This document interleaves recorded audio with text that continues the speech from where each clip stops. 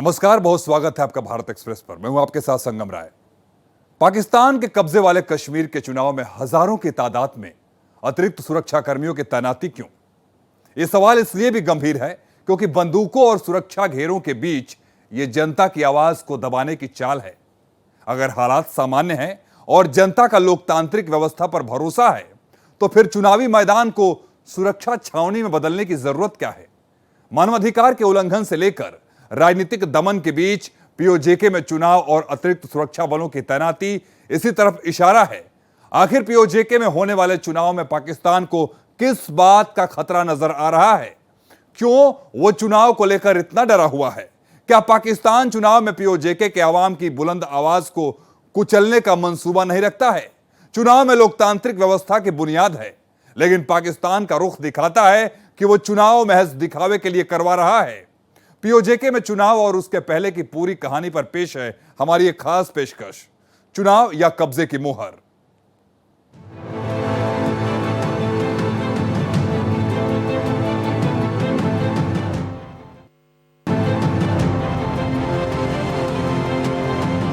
क्या पाकिस्तान भारत के दावे से घबरा गया है? क्या पाकिस्तान के कब्जे वाले कश्मीर में चुनाव कराकर वो दुनिया को ये मैसेज देना चाहता है ये इलाका उसके नियंत्रण और अधिकार क्षेत्र का हिस्सा है? पाकिस्तान के कब्जे वाले पीओजेके में चुनाव की तैयारियां जोरों पर है, लेकिन चुनावी प्रक्रिया से ज्यादा चर्चा उस अभूतपूर्व सुरक्षा व्यवस्था की हो रही है जिसके तहत हजारों अतिरिक्त सुरक्षा कर्मियों को तैनात किया जा रहा है। ऐसे में सवाल उठना स्वाभाविक है कि अगर जनता पाकिस्तान के साथ है और लोकतांत्रिक प्रक्रिया पर भरोसा करती है तो फिर बंदूकों और सुरक्षा घेरे की जरूरत क्यों पड़ रही है?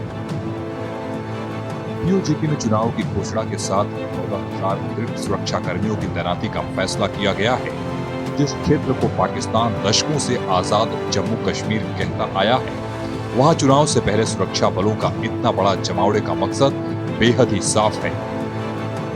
दरअसल चुनाव सिर्फ एक राजनीतिक प्रक्रिया नहीं, बल्कि इसे एक क्षेत्र में सत्ता संतुलन और नियंत्रण के इम्तिहान के तौर पर देखा जा रहा है। 53 सदस्यों वाली विधानसभा के लिए चुनाव होने जा रहे हैं। इनमें 45 सीटों पर सीधे मतदान के जरिए जनता अपने प्रतिनिधियों का चयन करेगी, जबकि 8 सीटें नॉमिनेशन के जरिए भरी जाएंगी। चुनाव प्रक्रिया को लेकर सबसे ज्यादा चर्चा इस बात की है कि पूरी व्यवस्था सेना, पैरामिलिट्री फोर्स और पुलिस की निगरानी में कराई जा रही है। भारी सुरक्षा इंतजाम के जरिए पाकिस्तान अपने समर्थक राजनीतिक दलों और उम्मीदवारों के लिए फेवरेबल माहौल करने की कोशिश में है। चुनावी प्रक्रिया पार करना उसका मकसद है। पीओके में चुनाव केवल स्थानीय सरकार चुनने की प्रक्रिया नहीं, बल्कि एक राजनीतिक संदेश भी है। पाकिस्तान चुनाव के जरिए इस बात को साबित करने की कोशिश कर रहा है कि पीओजेके और गिलगिट बल्तिस्तान में उसकी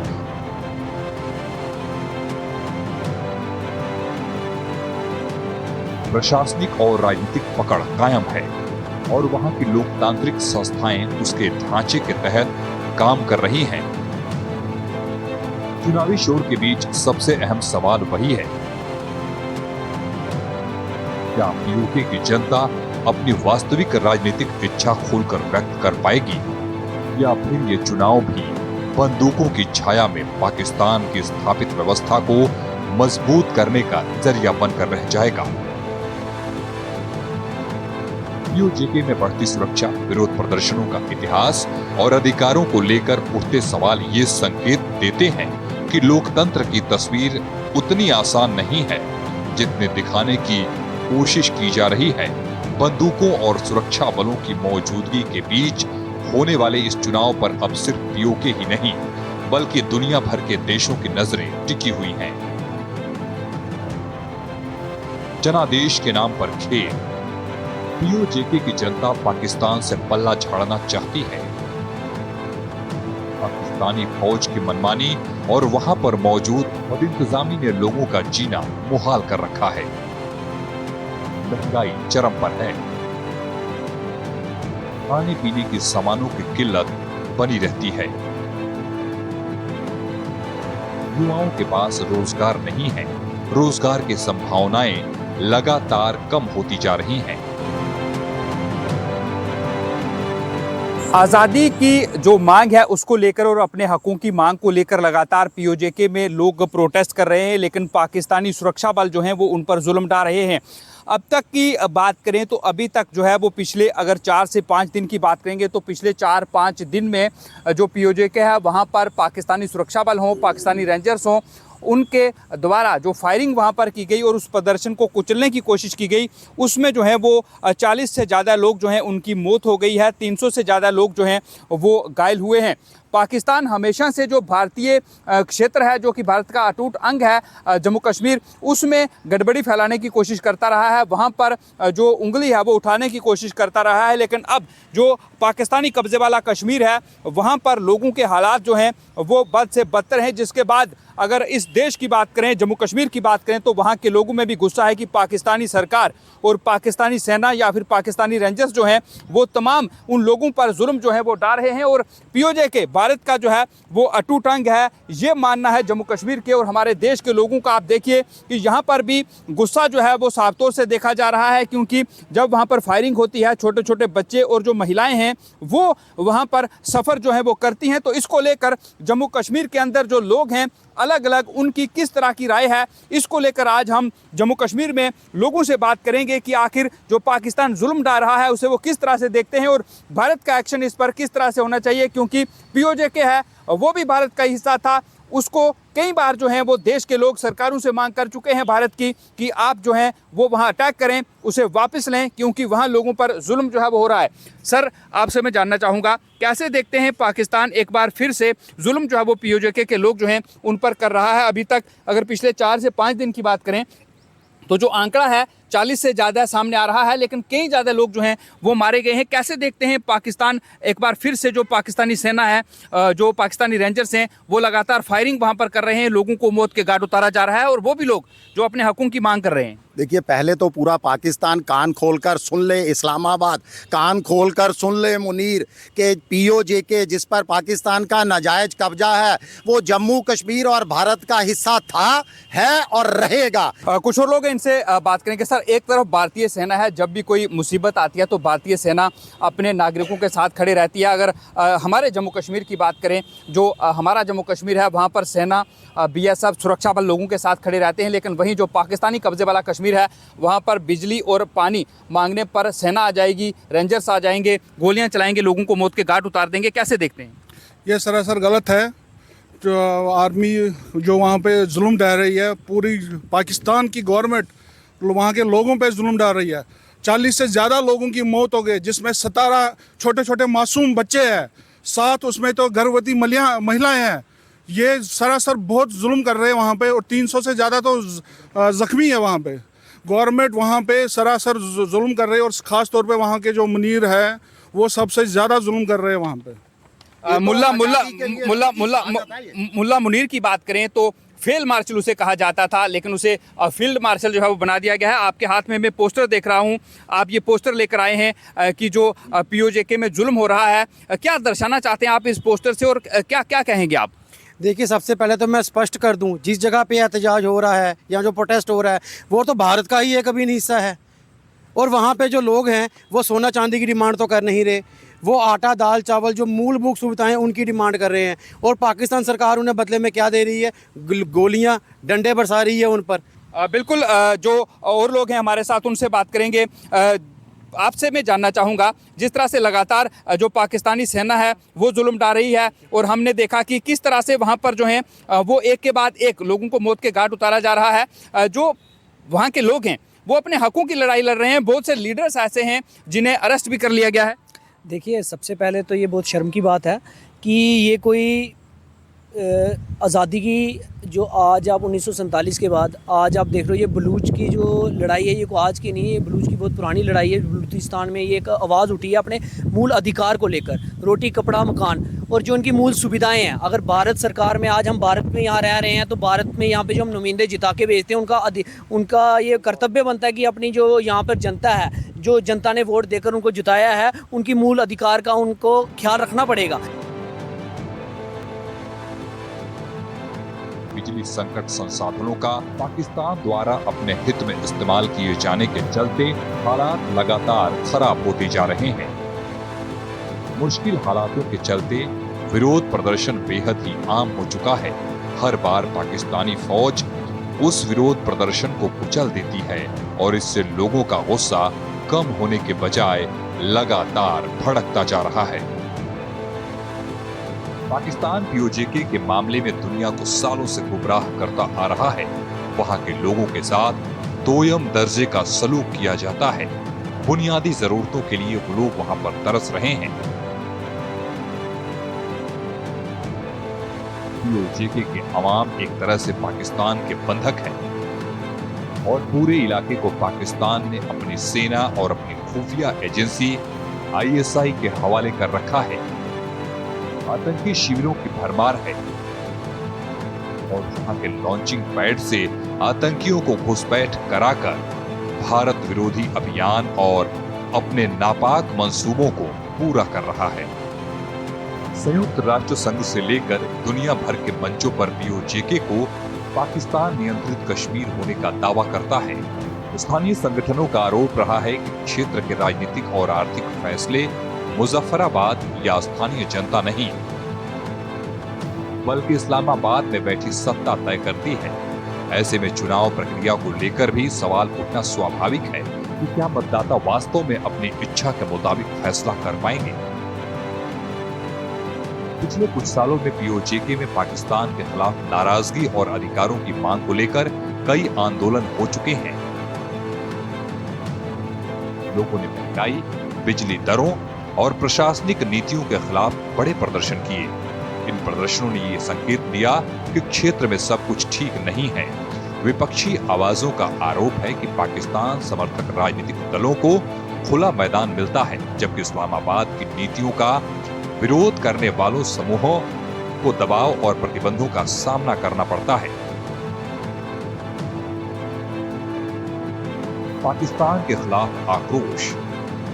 पाकिस्तान के शहबाज शरीफ सरकार और आर्मी चीफ आसिम मुनीर की नीतियों के चलते पीओजेके और गिलगित बल्तिस्तान की हालात लगातार बद से बदतर होती जा रही है। बगावत की चिंगारी इस कदर भड़की है कि उसे रोक पाना अब पाकिस्तान के बूते की बात नहीं रह गई है। लोगों की आवाज को कुचलने के लिए पाकिस्तान की फौज बर्बरियत की सारी हदों को पार करती जा रही है और ये लोगों के गुस्से को लगातार भड़का रहा है। पाकिस्तान की दमनकारी नीतियों के चलते पीओजेके लगातार सुलग रहा है।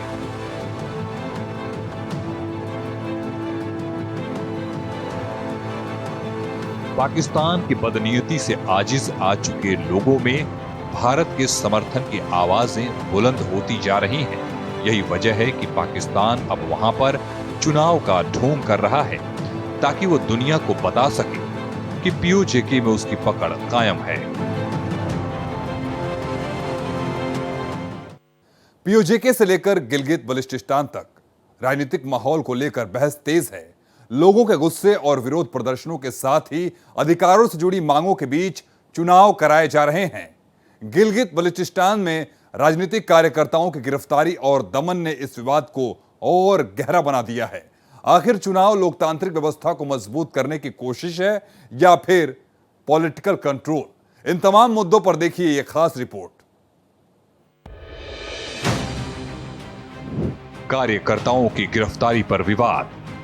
पाकिस्तान के कब्जे वाले कश्मीर में बंदूक के साए पर चुनाव कराकर अपने दावे को पुख्ता कराना चाहता है, लेकिन भारत ने यह साफ कर दिया है कि पाकिस्तान की ऐसी कोई भी कोशिश उसके अवैध कब्जे वाले क्षेत्रों में हो रहे गंभीर मानवाधिकार उल्लंघन, राजनीतिक दमन, आर्थिक शोषण और स्वतंत्रता के हनन जैसे जमीनी मुद्दों को छिपा नहीं सकती है।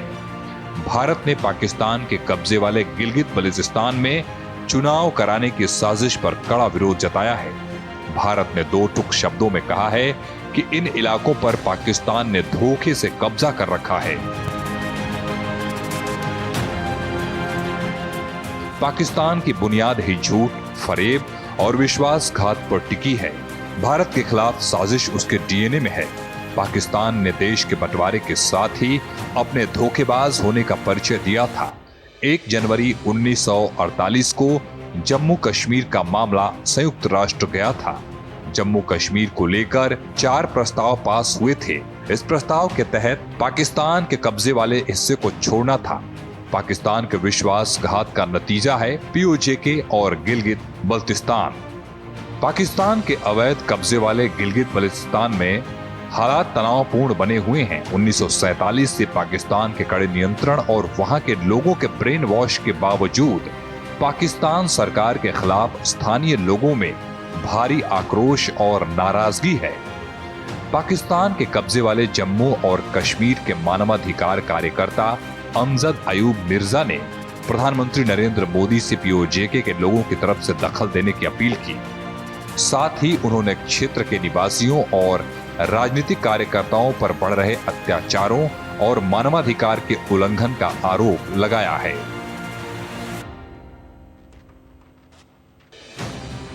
मिर्जा के मुताबिक गिलगित बल्तिस्तान में राजनीतिक और नागरिक अधिकारों की मांग करने वाले कार्यकर्ताओं और गिरफ्तारियों तथा हिरासत जैसी कार्रवाइयों का सामना करना पड़ रहा है। ये कार्रवाई उन मांगों के जवाब में की गई है जो क्षेत्र में ज्यादा राजनीतिक प्रतिनिधित्व और आर्थिक अधिकारों से जुड़ी है। इन दावों के बीच स्थानीय प्रशासन की तरफ से ये दावा किया जाता रहा है कि कानून व्यवस्था बनाए रखना और किसी भी तरह की अशांति को रोकना उनकी प्राथमिकता है। भारत ने पाकिस्तान द्वारा तथाकथित गिलगित बल्तिस्तान असेंबली के लिए आम चुनाव कराने के निर्णय पर कड़ा विरोध दर्ज कराया। विदेश मंत्रालय ने दोहराया कि गिलगित बाल्टिस्तान सहित पूरा जम्मू कश्मीर और लद्दाख क्षेत्र भारत का अभिन्न हिस्सा है। भारत ने इस कदम को क्षेत्र की स्थिति से संबंधित उसके लंबे वक्त से चले आ रहे आधिकारिक रुख के खिलाफ बताया है और कहा है कि ऐसे किसी भी प्रशासनिक या राजनीतिक कदम की वैधता को वो स्वीकार नहीं करता। बिल्कुल, अब मीडिया का भी ये जो फर्ज है वो बन जाता है कि इस मुद्दे को उठाया जाए, क्योंकि पीओजेके के जो लोग हैं उन्हें जो है वो अब ज़रूरत है कि मीडिया उनका साथ दे, अंतर्राष्ट्रीय स्तर पर इस मुद्दे को जो है वो उठाया जाए। सर, मैं आपसे जानना चाहूँगा, कैसे आप देखते हैं कि अगर पाकिस्तान की बात करें तो अल्पसंख्यक जो हैं वो वहाँ पर जो हैं वो सुरक्षित नहीं है। अब जो पीओजेके है वहाँ लोगों पर जुल्म जो हैं वो लगातार ढाए जा रहे हैं, कई लोग जो हैं वो मारे जा रहे हैं। तो अब ये फ़र्ज़ बनता है हर कोई का कि वो इस मुद्दे को उठाए, मीडिया का खासकर। अगर हम वीडियोस देखेंगे तो सोशल मीडिया के माध्यम से वीडियो सामने आ रही थी, लेकिन जितना कुछ वहाँ पर हो रहा है उतना सामने नहीं आ पा रहा है। जो सोशल मीडिया का इस्तेमाल कर रहे हैं, इंटरनेट वहाँ पर बंद कर दिया गया है, जो वीडियोज़ आ रहे हैं जहाँ कहीं इंटरनेट मिलता है तो ये चीज़ें सामने आ रही हैं। कहीं ज़्यादा जुल्म जो है वो इससे ज़्यादा वहाँ पर हो रहे हैं। सबसे पहले मैं भारत एक्सप्रेस का आपका शुक्रगुजार हूँ, आप जैसे यंग फैटर्निटी मीडिया को, और आपने अपना दर्द समझा। एक उस कम्युनिटी का जो हमारा राइट था वो मुझे लगता है हमारे से छीन चुका है। मैं सबसे पहले आपका शुक्रगुजार हूँ। ये है भारत देश। हो सकता है हमारे किसी मुद्दे में आइडियोलॉजी में डिफरेंसेस, में एक सोशल एक्टिविस्ट हूँ, लेकिन किसी मुद्दे में भारत एक है। और मैं एक बड़ी ज़बरदस्त पहले चीज़ कहना चाहता हूँ। एक पाकिस्तान का ना वो एक लड़का है नदीम, मैं उसकी हालात और उसकी कॉमन सेंस देखता हूँ। एक तो उसने बैक कैप डाली होती है और वो इंडिया के मीडिया फैटर्निटी, इंडिया के लीडर के आधा आधा कट करके और ऐसी लैंग्वेज यूज़ करते हैं। इंडिया में मुसलमानों के साथ गलत हो रहा है, सिखों के साथ गलत हो रहा है। मैं उसको ये पूछना चाहता हूँ, अगर आपका चैनल को वो देख रहा है, क्योंकि फेसबुक का युग है, मैं उसको ये कहना चाहता हूँ, आज तू पीओके के टाइम कहाँ सोया है? तू ये बता अगर तू अल्लाह को मानता है, वाहिगुरु को मानता है, भगवान को मानता है, तू कहाँ सोया है? हम चाहते हैं, मैं आपके चैनल के थ्रू ये भी कहना चाहता हूँ, हम ये नहीं कहेंगे बिफोर 370 पहले, 47 के बाद उसने क्या किया, इसने क्या किया, वो मैटर अलग है। लेकिन आज जब भी आपने देखा होगा, अब मीडिया फैटर्निटी हो, जब भी भारत में अभी मिडिल ईस्ट में इतनी प्रॉब्लम चल रही है, कल भी हिंदुस्तान ने एडवाइजरी जारी किया कि किसी को भी ईरान की कैपिटल में नहीं जाना चाहिए। और मैं ये कहना चाहता हूँ, पाकिस्तान और ख़ास करके हमारे जम्मू के हर तबके का लीडर बोल रहा है, हमारा यूथ बोल रहा है, हम बोल रहे हैं, एक ऑर्गेनाइजेशंस बोल रही हैं, कश्मीरियों को भी, हमारे कश्मीरी जो लीडर हैं उसको भी ये जो हमेशा कहते हैं हमारे लीडर कि टेबल टॉक, बिल्कुल टेबल टॉक होनी चाहिए, विद लॉ होनी चाहिए, विद सबूत होनी चाहिए। और मैं ये कहना चाहता हूँ, ये भारत का हिस्सा था। ऑनरेबल हमारे होम मिनिस्टर साहब, हमारे प्रधानमंत्री साहब को हम गुजारिश करते हैं कि वो जो लोग हमसे बिछड़ चुके हैं, कैसे बिछड़ गए हैं, अब वो पीछे बहता पानी है। अब उनको आगे आके हिंदुस्तान में हमारे इस वापस एक मुल्क में, जैसे आपने देखा होगा अफगानिस्तान से कितने माइग्रेंट लोग हुए, हम भी तो POJK के हैं, हम भी तो रेफ्यूजी हैं, अपना राइट मांग रहे हैं। बिल्कुल, आपका हूँ आपके पास। मैं आपसे जानना चाहूँगा, अगर झूठा प्रोपेगेंडा फैलाना हो तो पाकिस्तानी मीडिया, पाकिस्तान के जो इन्फ्लुएंसर हैं सोशल मीडिया, वो सामने आ जाते हैं, लेकिन यहाँ पर किसी की बात जो है वो वहाँ पर दिखाई नहीं जा रही है। देखिए, ये तो आपको खुद पता है, पाकिस्तान ने हिंदुस्तान को नीचा दिखाने के लिए कुछ भी झूठा प्रोपेगेंडा करना वो तो करेगा, लेकिन अब जब उनके देश में इतनी आग लग चुकी है तो एक भी मीडिया वाला वो दिखा नहीं रहा है। यहाँ तक कि मीडिया ने सिर्फ 30 दिखाए हैं, मेरे को तो लग रहा है वो 300 से पार होंगे। अब खुद देखिए, पूरी पूरी बटालियन उस जगह पे आ गई है, लोग इतना दुखी हो चुके हैं। मतलब वो लोग अपना एक POJK का आज़ादी जो है वो अलग से चाहते हैं कि POJK वहाँ से आज़ाद होना चाहिए, वहाँ पे बहुत ज़्यादा परेशानी हो चुकी है। तो इसका साफ साफ मैं ये कहूँगा प्रधानमंत्री जी कि इससे अच्छा मौका कोई नहीं है, जब वहाँ के लोग खुद चाह चुके हैं कि हमें अपना देश को अलग करना चाहिए। POJK वैसे भी हिंदुस्तान का पार्ट है, उसको ज़बरदस्ती उन्होंने कब्जा किया हुआ है। भारत का कड़ा रुख। POJK के अवाम एक तरह से पाकिस्तान के बंधक हैं और पूरे इलाके को पाकिस्तान ने अपनी सेना और अपनी खुफिया एजेंसी ISI के हवाले कर रखा है। संयुक्त राष्ट्र संघ से लेकर दुनिया भर के मंचों पर POJK को पाकिस्तान नियंत्रित कश्मीर होने का दावा करता है, मगर इस खोखले दावे को अब दुनिया भी खारिज कर रही है। भारत पाकिस्तान का इस पर नाजायज कब्जा मानता है और इसको लेकर वो दुनिया भर के देशों को साफ कर चुका है कि इस मामले में उसके इरादे पक्के हैं और POJK कश्मीर का हिस्सा है और कश्मीर का हिस्सा ही रहेगा। भारत अपनी ही जमीन को पाकिस्तान को आतंकवाद का अड्डा बनाने की छूट नहीं देने वाला है। पाक के कब्जे को उखाड़ फेंकने की मोदी सरकार की प्रतिबद्धता है और इसमें रत्ती भर भी फर्क नहीं पड़ा है। 1971 की जंग के बाद 1972 में दोनों देशों के बीच शिमला समझौता हुआ। शिमला समझौते में तय हुआ कि कश्मीर से जुड़े विवाद पर बातचीत में किसी तीसरे पक्ष का दखल मंजूर नहीं होगा, फिर चाहे वो संयुक्त राष्ट्र ही क्यों न हो। इस विवाद को भारत और पाकिस्तान ही मिलकर सुलझाएंगे, लेकिन पाकिस्तान इसका अंतर्राष्ट्रीयकरण करने से बाज नहीं आ रहा है। पाकिस्तान के नेता कई बार जानबूझकर संयुक्त राष्ट्र में कश्मीर मुद्दे को उठाते हैं, जबकि भारत साफ कर चुका है कि इस मामले में कोई तीसरा दखल नहीं देगा। अंतर्राष्ट्रीय मंचों पर POJK पर पाकिस्तान के दावों की धज्जियां उड़ चुकी है और POJK और गिलगित बल्टिस्तान पर उसके दावे लगातार कमजोर पड़ते जा रहे हैं। लिहाजा वो बंदूक की नोक पर चुनाव कराकर अपने दावों को पुख्ता करना चाहता है। POJK हमारा है। POJK को लेकर पाकिस्तान के दावे को खारिज कर दिया है। गृह मंत्री अमित शाह द्वारा संसद में पेश किए गए जम्मू कश्मीर आरक्षण संशोधन विधेयक 2023 और जम्मू कश्मीर पुनर्गठन संशोधन विधेयक 2023 के तहत जम्मू कश्मीर विधानसभा की कुल सीटों की संख्या को 83 से बढ़ाकर 90 कर दिया गया। इसके साथ ही भारतीय संविधान और विधानसभा संरचना में POJK के लिए 24 सीटें आरक्षित की गई हैं, जो मौजूदा वक्त में खाली रखी जाती हैं। संसद में विधेयक पर चर्चा करते हुए गृह मंत्री शाह ने साफ तौर पर कहा है कि POJK हमारा है और इसलिए वहां पर 24 सीटें आरक्षित की गई हैं। गृह मंत्री अमित शाह कई मौकों पर इस बात का ऐलान कर चुके हैं कि POK भारत का अभिन्न हिस्सा है और इस पर पाकिस्तान के अपने दावे को हर हाल में छोड़ना होगा।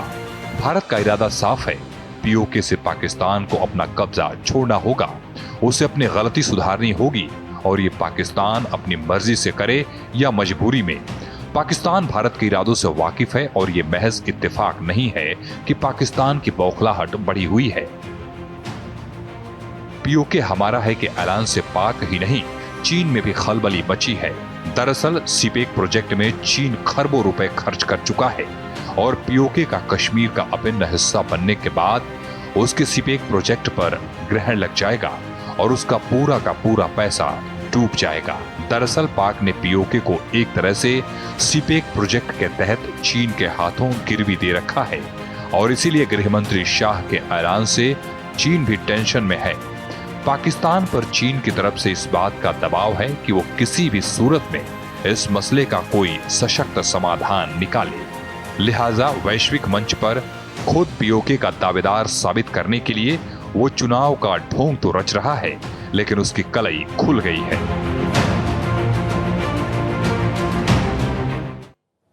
पाकिस्तान का इरादा नेक नहीं है। पाकिस्तान किसी भी हाल में चुनाव जीतना चाहता है और इसलिए उन तमाम हथकंडों को अपना रहा है जो उसे इस मकसद में कामयाब बना सकता है। पाकिस्तान की इस चाल पर दुनिया की नजर टिकी है और भारत ये साफ कर चुका है कि पाकिस्तान किसी भी राजनीतिक या प्रशासनिक कदम को स्वीकार नहीं करने वाला है। भारी सुरक्षा इंतजामों के बीच चुनाव का कोई मतलब नहीं रह जाता है, बल्कि इसका मैसेज ये है कि पाकिस्तान का मकसद मानवाधिकार की मांग को दबाकर अपने दबदबे को कायम करना है। पाकिस्तान चाहे जो कर ले, लेकिन पीओजेके और गिलगित बल्चिस्तान उसके कब्जे में ज्यादा दिनों तक नहीं रहने वाला है। चुनाव या कब्जे की मुहर की हमारी इस खास पेशकश में इतना ही। देश और दुनिया के तमाम खबरों के लिए आप बने रहिए भारत एक्सप्रेस के साथ।